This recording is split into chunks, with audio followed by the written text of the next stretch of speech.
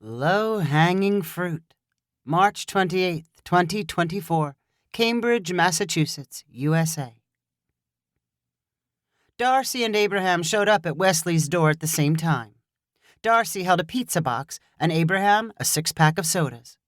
Wesley answered when they knocked and waved them inside. "The game's already started," Wesley said, gesturing toward the TV in his apartment's front room. "Just put the food on the table next to the couch."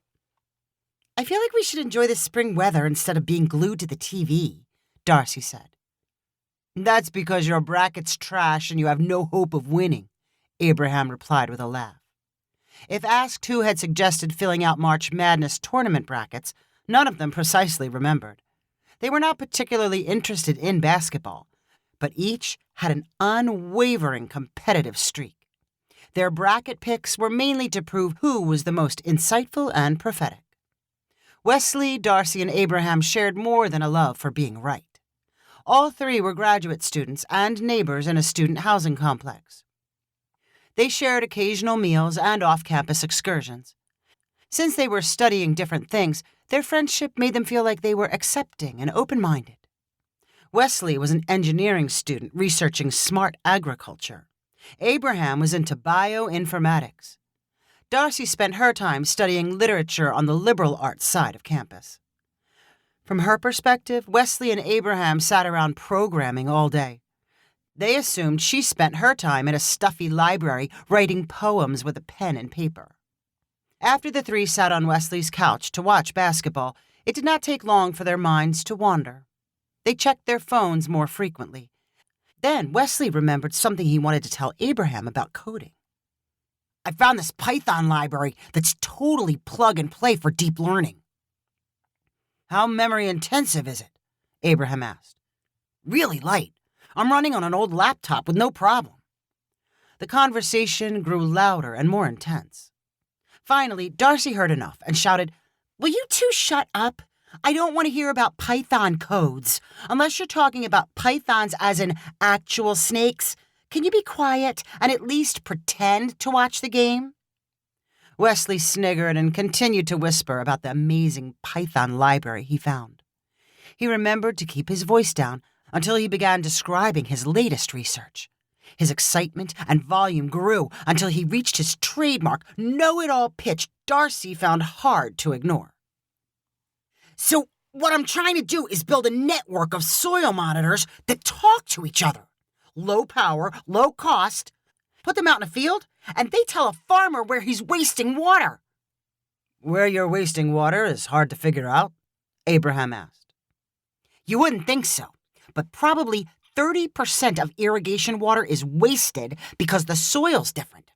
These guys dump the same amount of water everywhere, but parts of a field might have more clay, other parts more sand, but they'll never figure it out on their own. No offense to farmers, but most of them barely get through high school." Darcy stopped pretending to watch the game. "You can't insult farmers like that. I'm offended for them." "I said no offense." "You can't just say no offense and then feel free to be as offensive as you want." "I forgot you think of yourself as a farmer." Over the past year, Darcy had bragged about working at a fruit and vegetable stand while she was in high school. She told Wesley and Abraham it helped her to get in touch with the earth. "I never said I was a farmer, but the farmers I know are smart and practical," Darcy replied defensively. "They know how the real world works." "No offense, but I'm not going to take advice from a farmer or a poet on how the real world works." Wesley used a teasing voice in an attempt to show he was not entirely serious. "In the modern world, you need new skills to survive." "Like Python programming?" Darcy asked with an eye roll. "Yeah, like Python programming," Wesley replied. "Sometimes I think all your computers make you clueless about the natural world," Darcy said to both Wesley and Abraham. "If you were stuck on a desert island, there's no way you would find food and survive." "Our instincts would kick in," Abraham replied. "Finding food is a problem anyone can solve. Humans have been doing it forever." "Yeah, that's what I'm trying to say about farming," Wesley added. "You take highly educated, intelligent people like Abraham and me, and we'd master basic farming in a day." Darcy narrowed her eyes before a mischievous smile filled her face. "Oh, yeah? You want to bet?" "What do you mean?" Wesley replied. "If you're so brilliant, the two of you together should easily be able to beat me at a little farming activity. Something straightforward, like picking apples." "I've never even stood next to an apple tree," Abraham replied. "Picking apples is easy. You two are so intelligent, you'll figure it out immediately." "I don't want to waste a bunch of time on an apple farm," Wesley said. "It'll be fun. We can find an orchard next weekend and only spend an hour there. And to make it interesting, if you two pick more apples than me, I'll take a programming class like you're always nagging me to do. But if you can't pick more apples than me, you both have to take a poetry class." Wesley and Abraham looked at each other and slyly smiled. "I don't know," Wesley replied. "Seems like a lot of work just to prove a point." "You afraid you'll lose?" "Come on. It'll be good for you to get outside and see agriculture firsthand.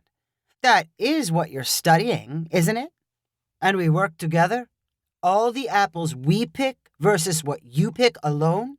Abraham asked. "Right." Abraham turned to Wesley and said, "I don't see how we can lose." "All right, let's do it," Wesley smugly concluded. "You're going to love studying Python." Darcy grinned back at them like she knew something they did not. When apple picking day arrived a week later, Darcy agreed to drive her car to a semi-rural area with apple orchards. Abraham sat in the passenger seat with Wesley in the back. "Spring has to be my favorite time of year," Darcy said in a sing-song voice. "Everything feels so fresh and alive. Look at those flowers." Yeah, Abraham replied, sounding not very interested. "I'm taking us to some orchards I've seen before," Darcy continued. "They had pick-your-own-apples signs up, so they'll be happy to host our little contest." "Whatever you think," Wesley replied indifferently after looking up from his phone. Darcy turned onto some country roads and before long was driving past rows of leafy apple trees. "I don't see any apples on these. They must have just been picked," Darcy said thoughtfully. "We better talk to the farmer and find out where the trees with apples are." Darcy found the opening in an orderly white fence and followed a gravel road to a farmhouse. Nearby, tractors were parked next to a metal barn. "Let's go ask. Wesley, you should do the talking since you're in the agriculture business and you speak the same language." Wesley gave Darcy a sarcastic grin before leading the group up to the farmhouse door. He knocked, and a middle-aged man wearing a flannel shirt answered. He held a small motor which looked to be under repair. His face and arms were as weather-worn as the house's shutters. "Hi there, is this your property?" Wesley asked. "Yep, like it or not," the farmer replied dryly. "The three of us kind of have a bet going and want to pick some of your apples." The farmer flinched and looked at Wesley like he might be joking. "Where are you folks from?" "Cambridge. We're graduate students." "Oh, yeah? What do you study?" Wesley perked up. "I'm studying something called smart agriculture, helping people like you manage your resources better." The farmer's eyes brightened, and then he chuckled. "No offense, but you don't sound very smart. If you were, you'd know you don't pick apples until the fall. It's April. Apples haven't even started growing yet. Better come back in October." Wesley was not used to being corrected. He blushed and turned accusingly toward Darcy. "You were the one who suggested apple picking." Darcy chuckled like the farmer. "It was kind of a test. I thought knowing about the life cycle of a tree was pretty basic stuff. Did you expect some apples to be ready at random times of the year? Maybe the springtime apples?" Wesley shook his head dismissively. "I didn't give it much thought. I was just following you." After watching how flustered Wesley became, the farmer was happy to pile on. "Son, doesn't sound like you could pour water out of a boot if the instructions were on the heel." Wesley opened his mouth to reply, but no words came out. He turned and tramped off the farmhouse porch and back to Darcy's car. Darcy and Abraham followed. "Looks like I won," Darcy said with satisfaction. "I think you're really going to enjoy the poetry class." "You didn't win anything," Wesley replied. "The bet was about picking apples. If there aren't any apples, you can't win." "If you remember, I specifically said, if you didn't pick more apples than me, I win. You picked 0, and I picked 0. 0 is not more than 0. Logic. You're always telling me how important logic is. But there aren't any apples." "You agreed to the bet. It's your own fault if you thought apples would be ready in April." Abraham had remained quiet since getting out of the car, but he spoke up and said to Wesley, "I think she got us. If we're too clueless to know how the seasons work, maybe we deserve to take a poetry class. Force us out of our comfort zone." Darcy grinned and hopped with excitement. "I think something with the romantic poets. I'll be grading for a class during summer term. I'll take it easy on you because I know you have a lot to learn." "How about we go 2 out of 3 on this bet?" Wesley replied with a grimace. "I'm open to suggestions, but we should get you in that poetry class before it fills up.